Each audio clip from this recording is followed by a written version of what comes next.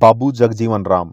शायद आज के समय में आप इस नाम को ना पहचानें, लेकिन 70 के दशक तक ये चर्चाएं थी कि ये आदमी भारत का पहला दलित प्रधानमंत्री बन सकता है। चर्चा खैर आज भी है कि क्या बाबू जगजीवन राम देश के पहले प्रधानमंत्री बन जाते अगर उनके बेटे की अश्लील तस्वीरों को इंदिरा गांधी की छोटी बहू और आज के समय में भाजपा के खेमे से लोकसभा की सदस्य मेनका गांधी ने अपनी मैगजीन में ना छापा होता। दोस्तों, क्या था ये पूरा मामला और बाबू जगजीवन राम की पूरी कहानी क्या है, ये सब जानने के लिए आइए चलते हैं इतिहास के गलियारों में और एक सफर शुरू करते हैं। नमस्कार, मेरा नाम विनोद यादव है और आप देखना शुरू कर चुके हो आपका अपना सरल हिस्ट्री यूट्यूब चैनल, जहां आपको आपके इतिहास से रूबरू कराया जाता है।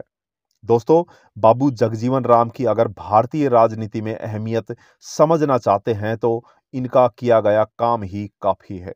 बाबू जगजीवन राम देश के पहले लेबर मिनिस्टर थे, जिन्होंने मिनिमम वेज और ईपीएफ जैसे कुछ नायाब सुधार भारतीय लेबर लॉज में किए थे। इसके अलावा वो संविधान बनाने वाली कॉन्स्टिट्यूट असेंबली का भी हिस्सा रहे थे।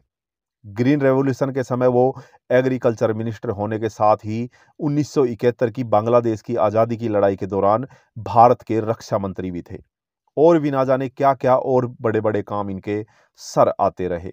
मोरारजी देसाई की सरकार में उप प्रधानमंत्री बनने के बाद भी जगजीवन राम के मन में बस एक कसक रह गई थी, भारत का प्रधानमंत्री बनने की। बाबू जगजीवन राम आजादी से पहले 1908 के दौरान बिहार में पैदा हुए थे और दलित होने के बावजूद इनकी शुरुआती पढ़ाई अंग्रेजी माध्यम स्कूल से हुई थी। और बाद में जब ये बिहार के आरा के हाई स्कूल में पढ़ रहे थे तो अपनी जाति और स्वयं का टकराव पहली बार इनके सामने आया। दरअसल उस वक्त स्कूल में पानी पीने के लिए दो घड़े रखे जाते थे, एक हिंदू घड़ा और एक मुसलमान वाला घड़ा। बाबू जगजीवन राम ने जब हिंदू घड़े से पानी पिया तो मामला उनके दलित होने के कारण गर्मा गया और प्रिंसिपल तक ये बात पहुंच गई। प्रिंसिपल ने मामले को गंभीरता से लेते हुए स्कूल में दलितों के लिए तीसरा घड़ा उपलब्ध करवा दिया। लेकिन उस घड़े को नौजवान बाबू जगजीवन राम ने तोड़ दिया। अगले दिन फिर वहां एक नया घड़ा रखवाया गया, जो कि अगले दिन फिर टूटा हुआ मिला और फिर प्रिंसिपल को अपनी भूल का एहसास हुआ। उन्होंने तीसरा घड़ा रखवाना ही छोड़ दिया। इसके बाद जगजीवन राम ने दलितों के हित के लिए और सामाजिक कार्यों में काम करना शुरू कर दिया। आंकड़े साफ साफ बताते हैं कि उस समय बाबू जगजीवन राम अंबेडकर से भी बड़े दलित नेता माने जाते थे। उन्होंने कई बार अंबेडकर की खुलकर आलोचना भी की थी और उनकी पार्टी को चुनावों में हराया भी था। जगजीवन राम के इसी व्यक्तित्व को देखते हुए अंग्रेजी सरकार और कांग्रेस दोनों ही उसे अपने साथ जोड़ना चाहते थे, लेकिन बाबू जगजीवन राम ने एक स्वतंत्रता सेनानी होने के कारण कांग्रेस का दामन थामा। जगजीवन राम को अंबेडकर के विकल्प के रूप में देखा जाता था और ऐसा हुआ भी। जो काम अंबेडकर नहीं कर पाए वो जगजीवन राम ने कर दिखाया था। आजादी से पहले उन्हें नेहरू द्वारा असेंबली में कई अहम पद दिए गए थे। आजादी के बाद वो भारत के पहले लेबर मिनिस्टर बने और कई लोग तो ये भी मानते हैं कि अंबेडकर को कॉन्स्टिट्यूट असेंबली में लाने और लॉ मिनिस्टर बनाने में बाबू जगजीवन राम की गांधी की गई सिफारिशों का अहम योगदान था। 1960 के दशक में चीन से मिली हार के बाद नेहरू के कैबिनेट में काफी बदलाव किए गए। ये बदलाव इंदिरा गांधी को सत्ता में लाने के लिए भी थे, मगर जगजीवन राम जैसे काबिल शख्स को कैबिनेट में देखकर नेहरू चिंतित थे, जिस वजह से इस वक्त के दौरान उन्हें काफी नजरअंदाज भी किया गया। जब इंदिरा गांधी की सत्ता और पार्टी की कमान संभालने को लेकर पार्टी में विरोध हुआ तो पार्टी दो हिस्सों में बंट गई, कांग्रेस ओ और कांग्रेस आई, यानी इंदिरा गांधी। एक सच्चे राष्ट्रवादी और गांधी तथा नेहरू के प्रशंसक रहे बाबू जगजीवन राम ने इंदिरा गांधी के साथ जाने का फैसला लिया और वो कांग्रेस के पहले राष्ट्रीय अध्यक्ष बने। इंदिरा गांधी विजय हुई और इस नई कैबिनेट में उन्हें डिफेंस मिनिस्टर के पद से नवाजा गया। 1971 की जंग में बाबू जगजीवन राम के योगदान को बताते हुए ईस्टर्न कमांड लेफ्टिनेंट जैकब अपनी किताब में लिखते हैं कि वो जगजीवन राम ही थे जिनकी वजह से भारत के सिपाही और बांग्लादेशी स्वतंत्रता सेनानी साथ मिलकर लड़ने में कामयाब हुए और आखिरकार ये जंग भारत के पक्ष में ही रही। जगजीवन राम ने साथ ही भारत को सशक्त बनाने के लिए हरित क्रांति को भी सामने से लीड किया और सफल भी बनाया। पर बाबू जगजीवन राम का असली समय तब आया जब इमरजेंसी का वक्त खत्म होने के बाद कांग्रेस उन्होंने छोड़ दी और उन्होंने अपनी राजनीतिक पार्टी बनाकर जनता दल से गठबंधन कर लिया। इमरजेंसी के बाद जब तक जगजीवन राम कांग्रेस में थे तब तक कांग्रेस को यकीन नहीं हुआ कि वो नहीं हारेंगे। उनके कांग्रेस छोड़ते ही पार्टी चुनाव हार गई। कांग्रेस ने बाबू जगजीवन राम को इस चुनाव में हराने की कई कोशिशें की। चुनाव से पहले जब जगजीवन राम एक भाषण के लिए आने वाले थे तभी इंदिरा गांधी ने दूरदर्शन पर मशहूर फिल्म बॉबी चलाने का फैसला लिया ताकि लोग अपने घरों से बाहर निकलकर इस समारोह में ना जाएं। सभा हुई और भीड़ भी खूब आई।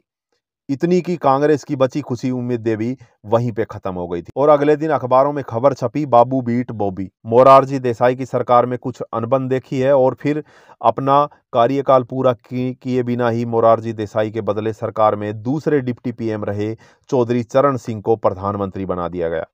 चौधरी चरण सिंह भी इस पद पर ज्यादा दिन नहीं टिक पाए। इस समय ये अटकलें लगनी शुरू हो गई थी कि लाइन में अगला नंबर जगजीवन राम का ही है। पर तभी सत्ता और कुर्सी ने अपना असली रंग दिखा दिया और इंदिरा गांधी जो कि सत्ता से बाहर थी, उनकी छोटी बहू मेनका गांधी ने अपनी मैगजीन सूर्या में जगजीवन राम के बेटे सुरेश कुमार की अश्लील तस्वीरें लीक कर दी। इन तस्वीरों में दिख रहा था कि 45 साल के सुरेश के साथ 22 साल की दिल्ली विश्वविद्यालय की एक लड़की भी थी और ये आजाद भारत का सबसे बड़ा पॉलिटिकल सेक्स स्कैंडल बन गया था। सफाई देते हुए सुरेश कुमार ने एक नई कहानी गढ़ी जिसमें उनका कहना था कि वो अपनी फ्रेंड के साथ कार में कॉलेज की तरफ जा रहे थे, तभी उनका अपहरण कर लिया गया और बेहोशी की हालात में वो तस्वीरें खींची गई थी। पर इस कहानी में कोई खास दम नहीं था। पर सुरेश अपने पिता की प्रतिष्ठा पर लगा ये धब्बा मिटाने में सफल रहे क्योंकि इन तस्वीरों में दिखाया गया कि लड़की ऊंची जाति से आती है, इसलिए उस मुद्दे पर लंबे समय तक एक जातिगत दबाव भी बनता रहा।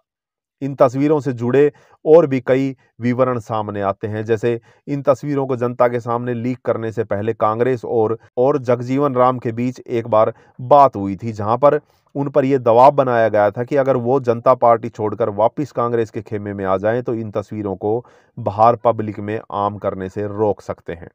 हालांकि जगजीवन राम इस शर्त के लिए मान भी गए थे, पर कांग्रेस की कुछ और शर्तों के चलते उन्होंने जनता पार्टी के साथ ही रहने का फैसला लिया। इसके बाद ये तस्वीरें आग की तरह जनता में फैल गई। मशहूर पत्रकार और लेखक खुशवंत जो सूर्या के साथ भी जुड़े हुए थे, उन्होंने बाद में बताया कि तस्वीरें पहले उनके पास भी आई थी और उन्होंने इन तस्वीरों के पीछे का राजनीतिक एजेंडा भी पहचान लिया था, इसलिए उन्होंने इन तस्वीरों को छापने से साफ मना कर दिया था। लेकिन इंदिरा को वापस सत्ता में लाने के लिए उनकी बहू ने कोई मौका नहीं छोड़ा और इन तस्वीरों को मैगजीन में छाप दिया। खुशवंत सिंह ने अपने बयान में इन तस्वीरों पर टिप्पणी करते हुए यह भी कहा था कि अगर कामसूत्र में 64 कृतियां हैं तो कम से कम 8-9 तो इन तस्वीरों में भी है। कर्मों का फल कहें या भगवान का न्याय, जिस मेनका गांधी ने वो तस्वीरें जनता में आम की थी, वो जनता पार्टी से उभरकर सामने आई भारतीय जनता पार्टी में लोकसभा की सदस्य है। और उनके वरुण गांधी जिनको लेकर पिछले यूपी चुनाव में पार्टी का एक खेमा इलेक्शन लड़ने की सोच रहा था, उन पर उन्हीं के पुराने कर्म आ टिके और एक ऑनलाइन पोर्टल में वरुण गांधी की कुछ इसी तरह की तस्वीरें लीक कर दी गई।